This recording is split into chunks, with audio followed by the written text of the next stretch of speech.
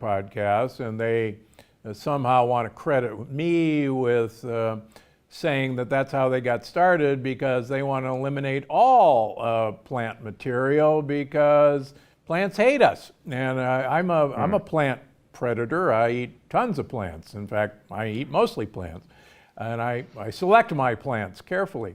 So why not do a carnivore diet? What's the downside?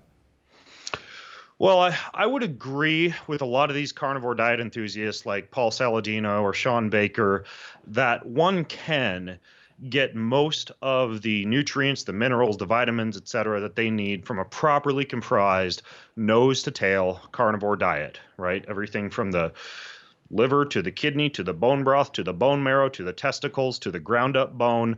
I mean, you can pull it off. Now, I think the issue is that a lot of these plant foods, they're painted by carnivore diet enthusiasts as so-called survival foods, right? Things that our ancestors would have only turned to if they didn't have access to the more convenient and nutrient dense large animals that they could have hunted.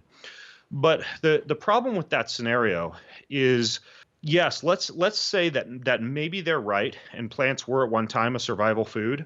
Well, they've been woven into our culture and into our tradition and into our societal norms in such a way that they've become quite enjoyable parts of our cuisine. When you show up to Thanksgiving dinner and Aunt Judy brings her, her wonderful whatever, goat cheese beet kale salad, and somebody else shows up with some, special apple pie that they've made, and somebody else has got their whatever their sprouts and their greens, or my dad always shows up with some kind of shoots or sprouts or something that he's grown in his kitchen. These are foods that we gather around, and they become staples in traditions and in societies, and completely ignoring the plant kingdom as a food source sucks a lot of the enjoyment out of the vast array of fascinating things that we can eat that grow on this planet.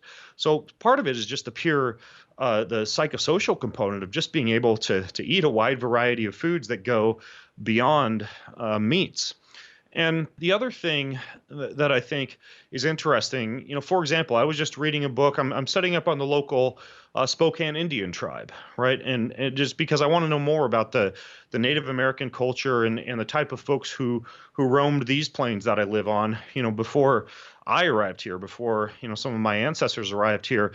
And when I'm reading the book, they were down in the Spokane Falls collecting hundreds of pounds of salmon in baskets as these salmon would jump up through the falls. And literally, and I'm sure folks have heard this story, the style of hunting of driving the vast quantity of large animals off of cliffs, on horses, and then collecting the carcasses at the bottom because there were just so many bison and buffalo and deer and elk and moose.